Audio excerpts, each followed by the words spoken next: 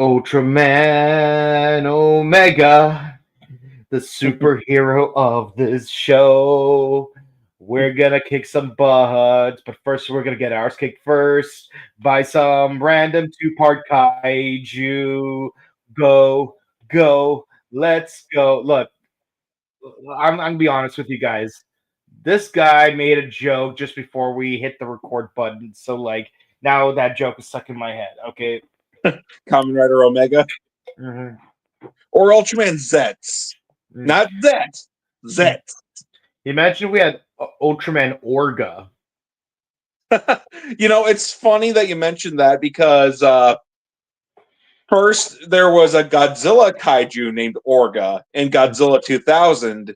And then obviously we have Kamen Rider Orga. Now we just need an Ultraman Orga.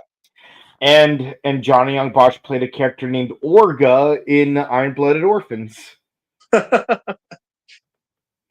like part of me low key wants to recreate that one scene from Paradise Lost where Kiba shows up, but you have Orga's from Gundam, his face planted on top of.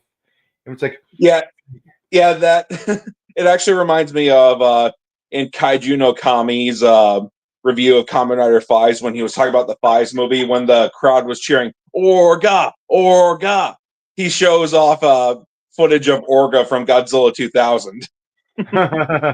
or that one time in the one time in history of the Power Rangers when the car gets to the three-part finale of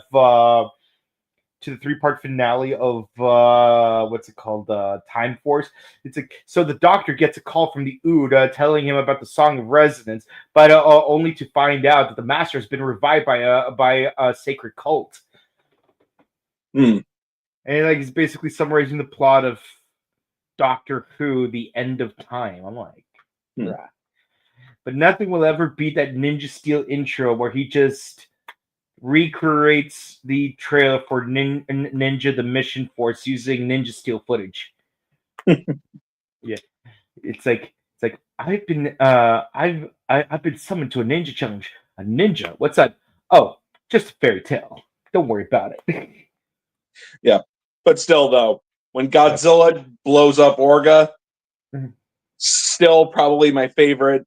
That is honestly my favorite Godzilla moment of all time. Just the way he defeats Orga. That's awesome every time I watch it. Yeah, but I would say this Linkara's editing was peak when he got to the part where it said, the subtlety and authenticity of real ninja weapons come to life on your screen, and in that very moment, they're showing off those frog guns. Oh yeah, the frog ninja guns. Yeah, yeah, the subtlety and authenticity of frog-shaped guns. I don't know what's funnier, watching that after watching Ninja the Mission Force, or watching that without ever having seen Ninja the Mission Force. Either way, only a ninja can defeat a ninja. Ninja, ninja, ninja, ninja, ninja. Or in this case, only a kaiju can defeat a kaiju. Kaiju, kaiju, kaiju, kaiju, kaiju, kaiju. Indeed. Yeah, so what are we here to discuss? We're here to discuss Ultraman. Ultraman Omega. Omega, Elimination Order. Oh my god. It appears Omega has met his match. And I'm going to be honest, the beginning of this episode, to me at least, it feels like something out of Kuga. In the sense of, you've got this naked man speaking in some weird language, and then he kills a guy at the beginning of it. Isn't it interesting? First half starts off like Agito. Second half starts off like Kuga. Stick around, folks, because the movie is going to start off like Kamen Rider J. I was thinking more like... He's already giant. Is he going to get even bigger? Oh my god. Imagine, turns out, Sarita has, a human sister that gets kidnapped by some fog kaiju. Yeah.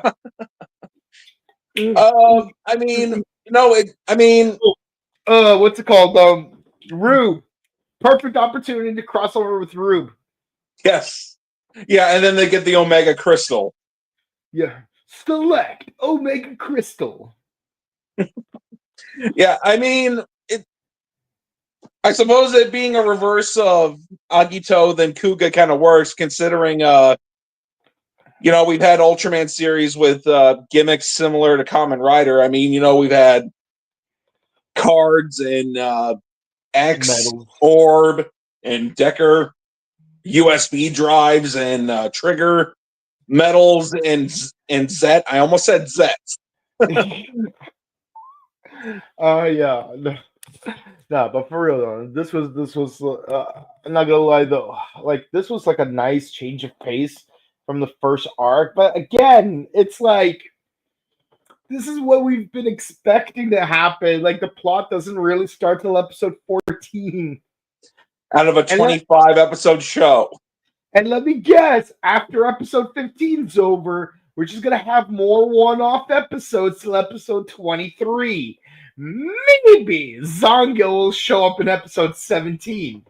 If I had a nickel for every time Zango shows up in episode 17, I have exactly 3 nickels, which isn't a lot, but it's crazy that it happened 3 times in a row. Yeah. I mean, I'm not going to be surprised at all if, we have this 2-part episode and then the rest of it until like episode 22 or 23, is basically more episodic slice of life stuff. Yeah, that is the frustrating thing about modern day Ultra formula. And it's like, yeah, there's always jokes being made about tokusatsu being formulaic, but like with like Heisei Ultraman, it's kind of ridiculous. Not gonna lie. You mean Reiwa Ultraman? Yeah, that's what I meant. Reiwa Ultraman. Thank you for correcting me on that. But yeah, no, Reiwa Ultraman is always using the same formula. It's crazy. Even down to, oh yes, episode 10, the one where the main character doubts their abilities. I mean, to be honest, I didn't expect us to get more answers of, Omega's past in the first couple of episodes. But considering that this is a 25 episode show, which isn't very long, I kind of expected more hints to be dropped off at least, by episode 4 or 5. Mm-hmm. Sometimes I even forget that Ultraman starts airing on in July. It's like I'm so used to like Kamen Rider airing in September that it's like double. By the time when you get to the month of January, you're like, oh snap! There's only like 2 or 3 episodes left. Mm-hmm. Like you completely forget that. But then you have to count backwards. It's like, oh yeah, the show did start in January. And weirdly enough, part of the issue is like the 3 special episodes. Why do we always have those 3 special episodes every season? The recaps? Yeah. Yeah. I don't know. On top of the one you actually get in episode 13. Yeah. And like I said, do we really need a recap episode in a 25 episode show? Ask Ninja Turtles. They had 2. Yeah, that's right. I remember you said that. Yeah. I mean, what's really crazy is how in WMAC Masters, episode 26 is technically a recap episode. And by recap episode, I mean it's not even a recap; it's a clip show episode. Like, there's a difference. Like a recap is like, oh yeah, like the characters are in present day, but they look back on the things that happened earlier in the season. A clip show is when it's just showing clips without any actual plot happening in the foreground. Yeah, with nothing new going on.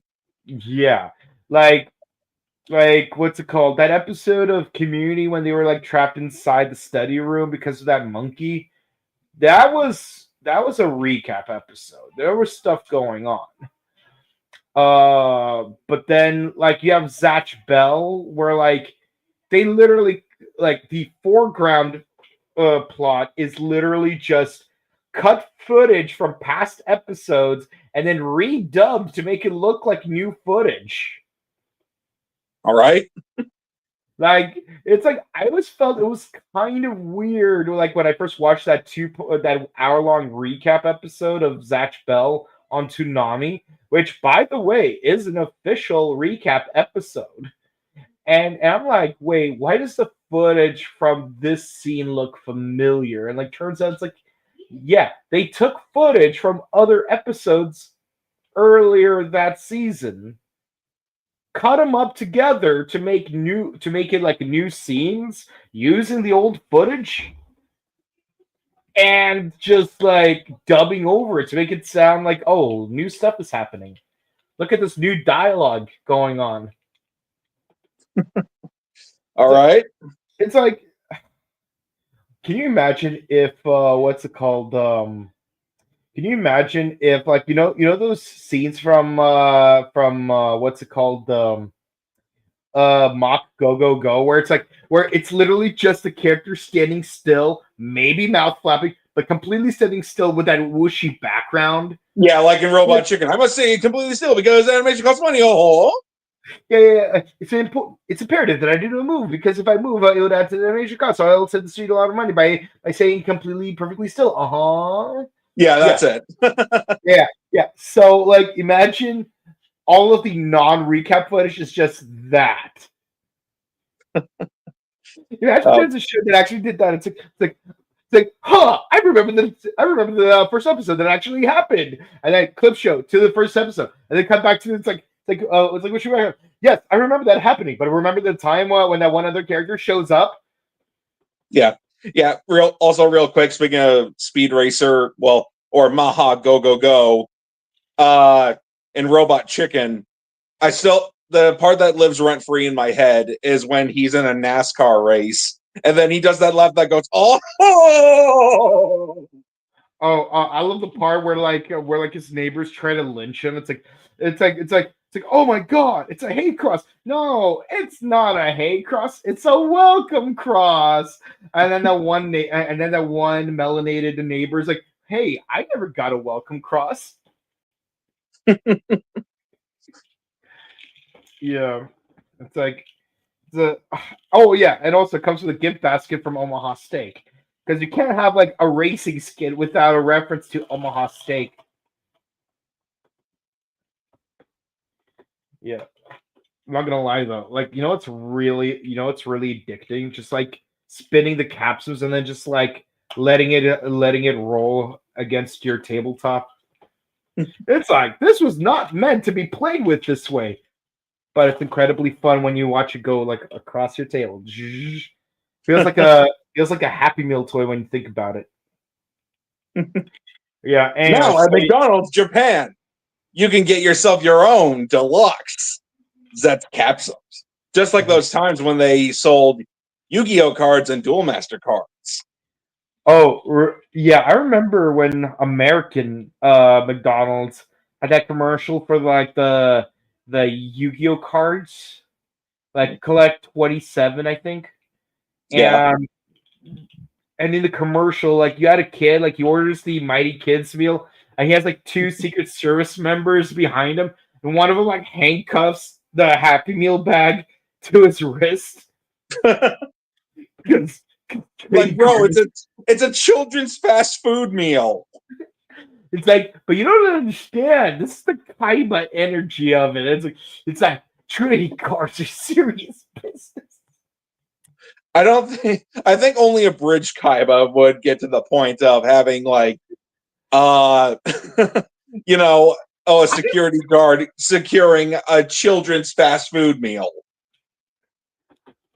You are underestimating how petty official Kaiba is, because remember, he created a virtual reality dice for the sole purpose of traveling to the afterlife so that he could duel the Pharaoh one last time. Yeah, that's true. I've seen Dark Side of Dimensions. It's like, I still can't get over Dark Side of Dimensions.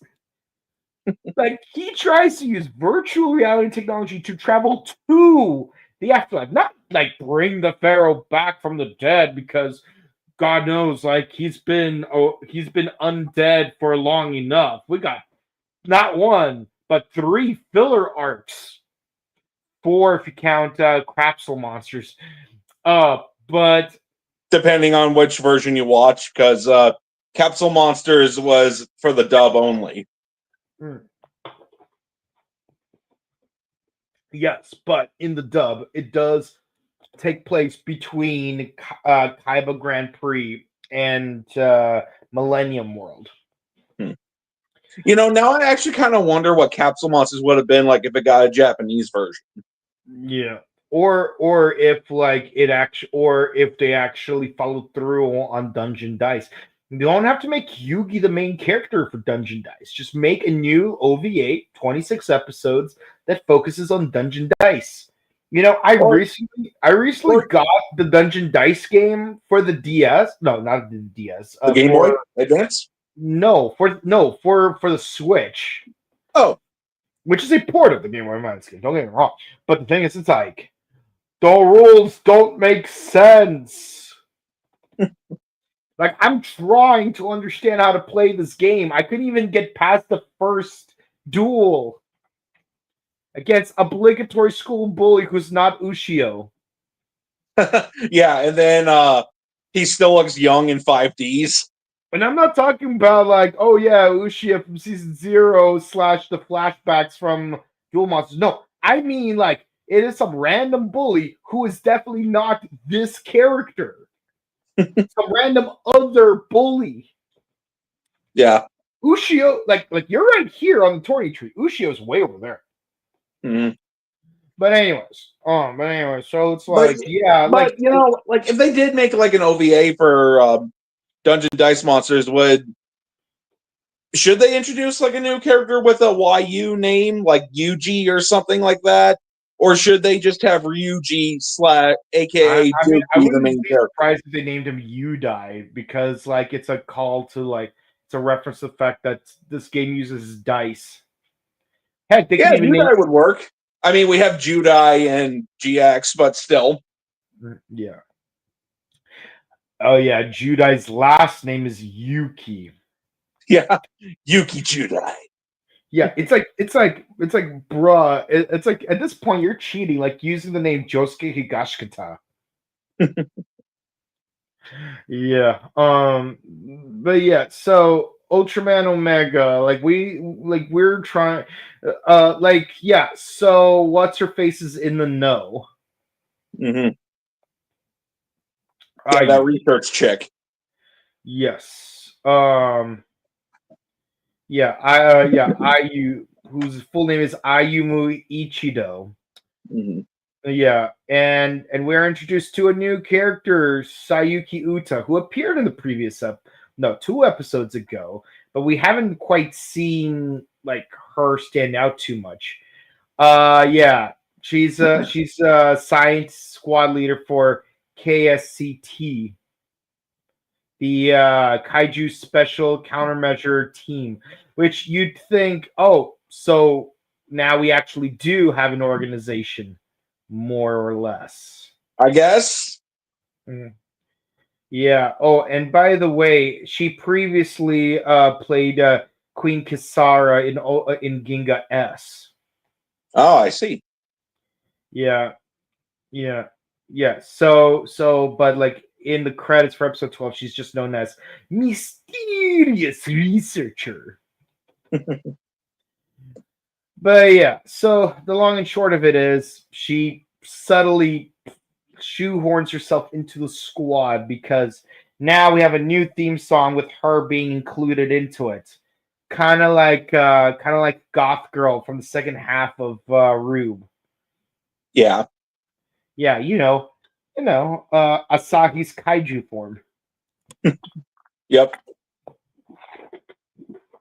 Yeah, aka not Ultraman or Dark Noir Black Schwartz. Yes, not that guy. That guy's busy in the Serete, making fools of the Gote 13. But yeah, so she joins up with the squad, and she creates like a kaiju detection device of some kind. Which to Where me looks like a Wii U controller on a gun. yeah, I imagine that they attached a Wii U controller to like a toy gun for a portal gun from Rick and Or Morty. even better, a Nintendo Zap gun for the NES. Yes. Yeah, you could play Duck Hunt in HD. Yeah. You could play a Duck Hunt in 4K. Yeah, just imagine Captain Hero going duck hunting again. Oh my god. Yep. F you, duck! That cracks me up every time. Yeah. So it's like how'd you guys know so much about kaiju? It's very impressive. Oh yeah, Sauerton knows a lot about this. Wait a minute, didn't we already have this conversation? Um yeah, in fact he named all the kaiju. Really? Wait, this conversation feels totally familiar. And the giant, his name is Omega. Oh yeah, Sauerton also named him. But I swear it's at the tip of my tongue. I feel like I've seen this conversation before. And the giant is definitely a good guy. How do you know? Just trust us, bro. That's our source. The sources that I made it the frig up. Didn't we? Didn't we literally have this conversation like episode 2? Something like And that? yeah, I feel like, and also in episode 10. I think it was episode 10. The one with the homegirl who like tries to like do a report on Ultraman Omega.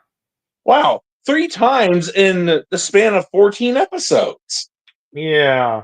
Yeah, it feels really suspect. Yeah, it's like how in Yu-Gi-Oh! In just 27 abridged episodes, we have 3 character phony sidekicks. Yeah, clearly Rio loves to dance. yeah, it's clearly Martin Billany has a thing for Miss Cleo. Yeah. By the way, I love that Martin Billany is currently watching both Ranger and Mighty Morphin Power Rangers at the same time. Yep. Like it's like oh, I'm gonna watch the first episode of both shows, then I'm gonna watch the second episode of both shows, then I'm gonna watch the third episode of both shows, and I'm thinking, aren't these gonna get lost in translation because episode 4 of Mighty Morphin is based on episode 6 of Ranger. Yeah. But Although, I somehow, wonder. but somehow Green with Evil always starts off in episode 17 in both shows. Mm-hmm. So it makes me wonder, like, how did Mighty Morphin catch up?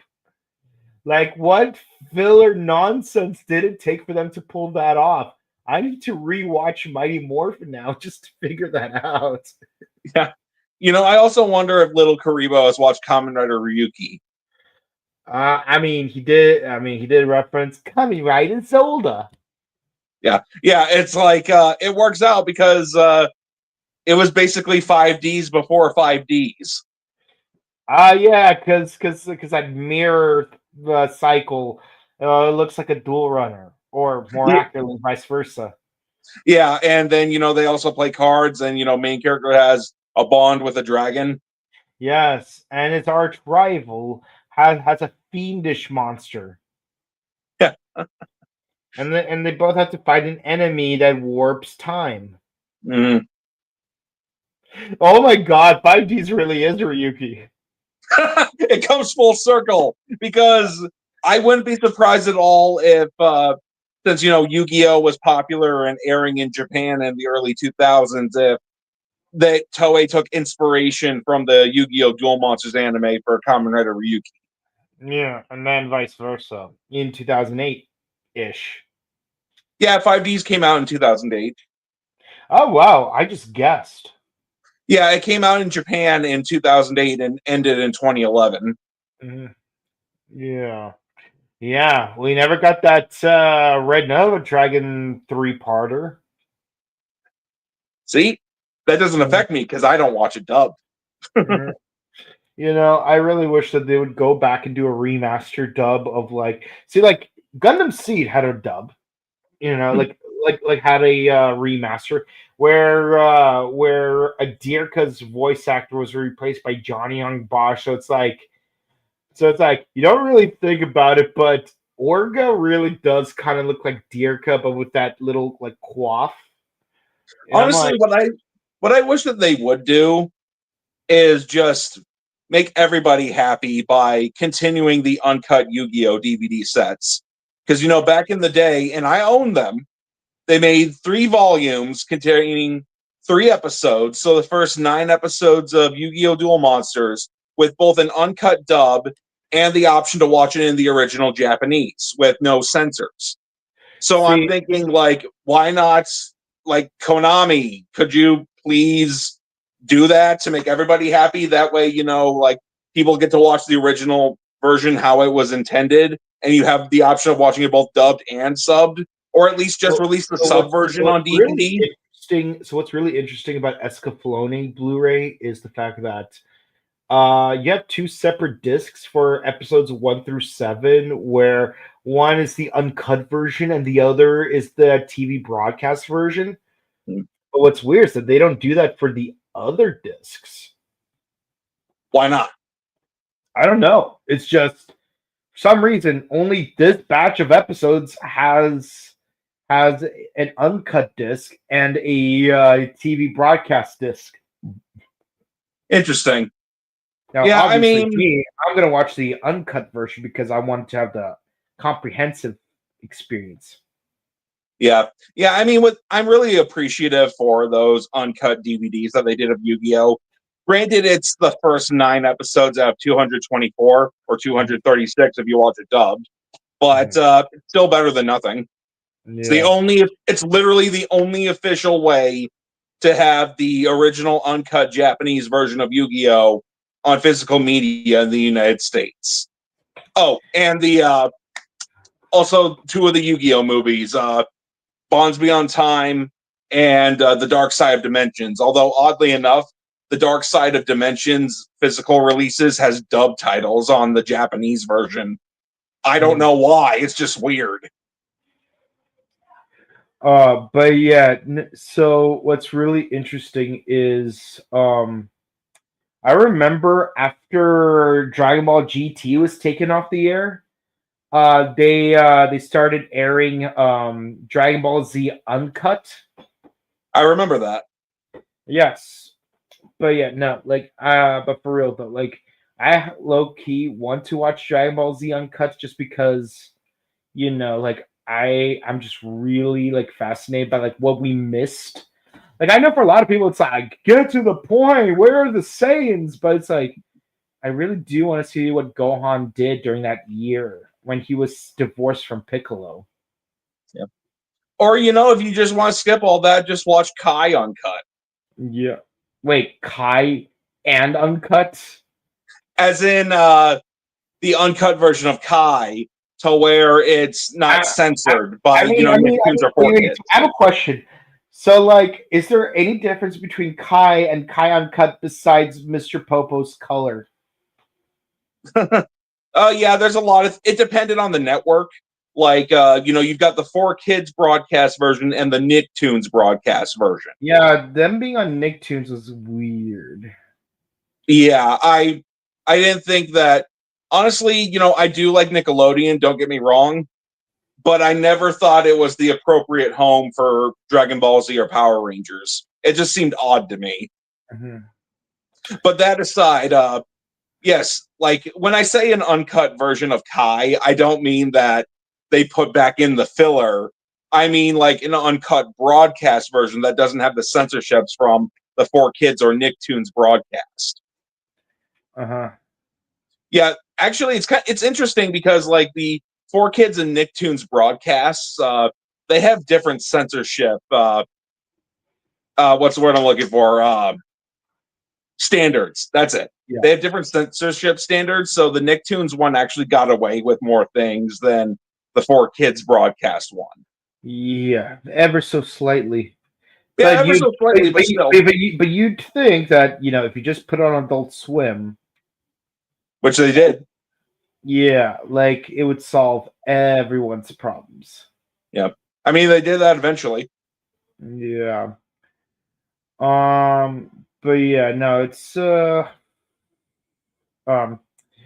but yeah, no, it's I but yeah, going back to this, it's like Sarata is just living his peaceful life, he's just like not doing much of anything.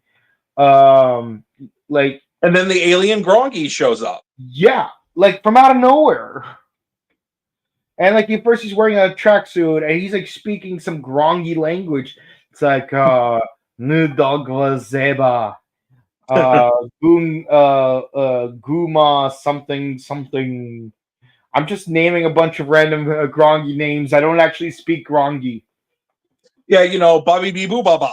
That's Uh, the Grongi. That's the racist way of talking in the Grongi language. yeah, yeah, man, freaking Grongi, man. It's like they got their language, and the thing is, it's like there is a language convention to it. Mm-hmm. Yeah, but at the end of the day, it's like you got like all of these lower Grongi, like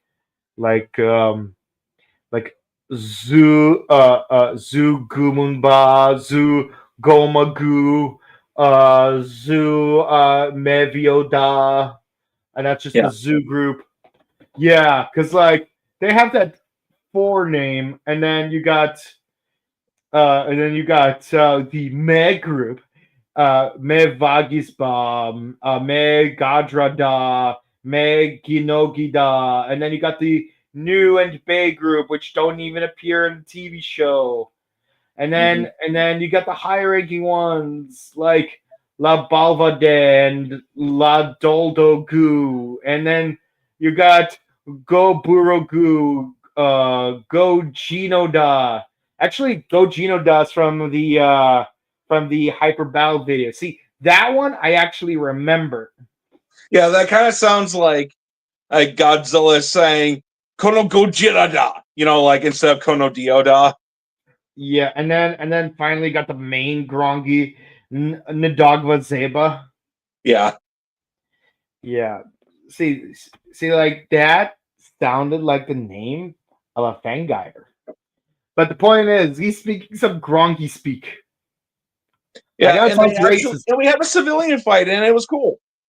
Yeah, because like, how often do we see a civilian fight in Reiwa Ultraman? Yeah.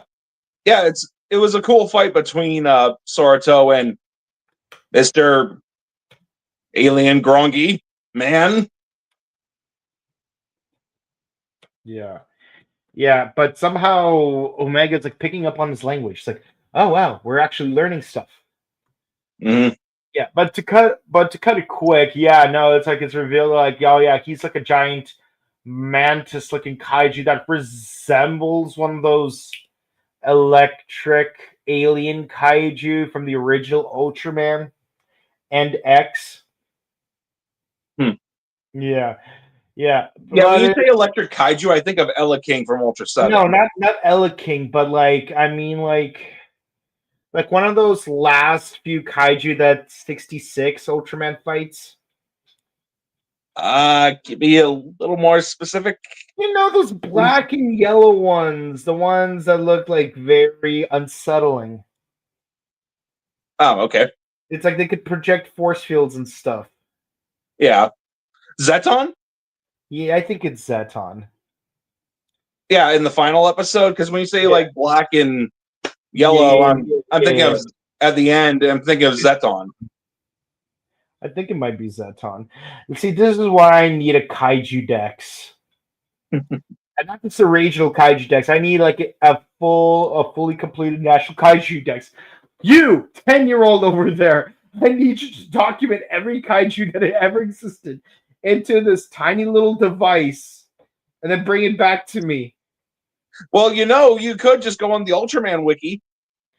I could, but the problem is that I have to go season by season. I guess. True. Yeah. Yeah. But I think it would just be easier if there's like a visual guide of like all the kaiju from all the seasons. No repeating. And yes, well, why not add some evolution lines since there's several variations of, several variations of Bolton alone. Yeah. Yeah, yeah, and then you have like and then you have like geographic variations of like certain kaiju, like the Barosas. Hmm. Yes, all 10 million of them. Sorry, 10,000 of them. But Nice. yeah, no, no. It's like oh, we thought we were we were gonna kick his butt using Trigoron, but no, it turns out that like it can also summon kaiju. Yeah, a phoenix looking A thing. phoenix looking one. It looks like something out of Armored Hero. Not gonna lie. Oh my god. Wait a minute. Is Ultraman Omega an armor hero? Could be. I mean, it has a Chinese motif, and it's got enough CGI armor to pass off as something that's fresh off of Armor Hero. Wow. All right. Okay, Tsuburaya is not only Toys rating closet. Toei's closet, they're rating let's see, Aldi makes the Armor Hero toys. I think it's Alpha Group that makes Armor Hero the show. Yeah, but ironically, it's not raiding the one closet that we needed to raid. Johnny's closet. Johnny's. Yeah. Yeah. So we got that going on, and of course, it's like apparently it has the ability to nullify Trigoron, and we can't summon Rekinus either. Yeah. So much so to where the Trigoron armor starts attacking the user. Omega. Yeah, yeah, that's crazy, man. That's really crazy. Yeah, and so like we're left with like us licking our own wounds because like, what do we do from here? Yeah. Yeah. Basically, Mantis Zeton Grongi Alien Man disappears because I guess he had a limit with the Hmm. Phoenix Kaiju. I am Phoenix person. Uh, And then Omega, is falling back, and then he does that light disintegration thing and reverts back to Soroto. yeah. Oh my God, we're back to where we started. Mhm. Back to what we know. Do And you know what it spoiler feels alert, like to be shows alone? up in the next episode that the Phoenix becomes his newest armor. Yeah, yeah. Okay, this episode, it's an 8. Honestly, like what really carried it was the civilian fighting That was and cool. the introduction to the Phoenix thing. I want to like this new character more, the one that we were introduced to in episode 12, but like she just has the same dialogue that Ayu had in like twice already. So Yeah. it's like, guys, come on. This is like the fourth time we're having this conversation. Come Yeah. on. What are you guys doing? What are you doing? What are you talking about? Why are you running? What are you running? All right. What score would you give this? Honestly, I want to give it a little higher, but I'm going to give it an 8.5 because I wanted to give it a 9, but yeah, there's a couple problems with it. Although I think the positives outweigh the negatives. I mean, Oh yeah, yeah. we've got this new chick who's just repeating stuff that we've heard for the third time within 14 episodes. And but like the civilian fight was different. The Grongi aliens monster form looks cool. The Phoenix Kaiju definitely looks cool. It does. And so does I mean, I know that's next episode, but the armor that goes on Omega also looks cool. So Even last week they were already advertising that armor in toy form. yeah. Yeah, the Toys for It are already out in Japan. In Japan, yes. So everything got spoiled in Japan. Uh, uh, Make sure to order on Bandai Premium in Japan. Yeah. Or at least wait until they get released in China and South Korea. Mhm. In Korea. All right. Yeah. Yeah, to where they have Legend Hero. In Not Korea. Armor Hero, Legend Hero. Yeah. Yeah, yeah, and also where they only had that 5 minute pilot of sound effects, Ray Force in Yeah, Korea, and where that Power Rangers Dino Force Brave.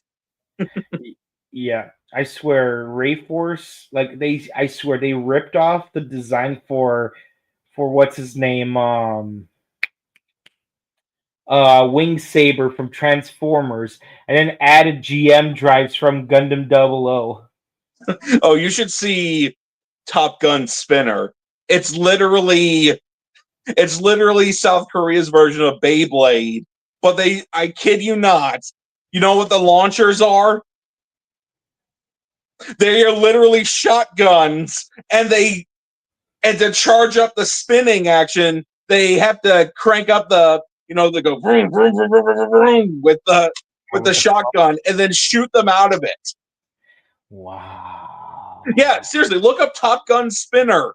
You will find it on YouTube. You will find the toys. You will find the show. There's no subtitles for it. I don't know if there's an English dub or not, last I checked. But yes, it's Beyblade with shotguns. Oh my god. Okay, And I let's get kind of want the toys now. it. All right, I love that now we have a villain that can use kaiju armor, sort of. Yeah, yeah. Yeah, Uh, actually, I'm kind of wondering, like, I wouldn't be surprised if they made like a dark version of Ultraman Omega for like the movie. Like, he looks like Omega, but he's completely black, and he's oh, got his own versions of armors. and let me guess, he's gonna combine all the armors together like X. Maybe. Yeah. OMG, a civilian fight. Yes, we finally get one. Little Grongy speak. That's fun. Yeah. Omega Phoenix is Agito Storm. I mean, he has a bow staff, so yeah. I guess. Yeah. All right, guys. We hope you enjoyed. Please be sure to comment, like, and subscribe to us on YouTube, Facebook, Twitter, Instagram. Ding the bell icons to stay notified for our latest videos. We got Ultraman Omega #1 Sentai Go Juju, Kamen Rider O's, Kamen Rider Zets. And by the way, Zets we're gonna air right now as soon as we're done with this podcast. So Yeah, we're like right in time, right in the nick of right on time. time, right on time, right on time, guys. And yeah, well, yeah, yeah, and our newest show, the Toku Miscellaneous podcast featuring Tojima Tanzaburo wants to be a Kamen Rider, and it's gonna involve a certain female protagonist from 1975. And yeah, that's pretty much it. Like, check out our various Morphicon interviews that we've uploaded recently. We got Holly Shanahan, who played Camille from Jungle Fury, Pete Skinner, who played Jared and Daishi from Jungle Fury, and we got Dan Ewing, who played Ranger Series Black from RPM. That's right, we got all 55 interviews finally up on YouTube. Watch them all individually. Watch them all as a playlist. We do have a playlist option on our YouTube channel. All 55 of them are in order of publication. Yes, we're finally done uploading our PMC interviews, which means now we can move on to going to our sister channel, The Buttery Show, and start uploading interviews for ToonCon. But we love you guys. We have a lot of content for you. Like, keep on watching. If you want to follow us on our personal content, you can find this guy at YouTube and Twitter at Axel Ranger. Mm-hmm. And you can find me on Instagram at Boken_Kabuto. And with all that said, guys, if you want to say hi to us in person, we will be at Pasadena Convention Center on January 25th for Pasadena Comic Con, and on August 28th through the 30th for Power Morphicon 2026. And I can't wait to go to both of those conventions. They're really fun. Until next time, we hope to see you again real soon. So, your mission, go to our other video tonight and wake up. Goodbye.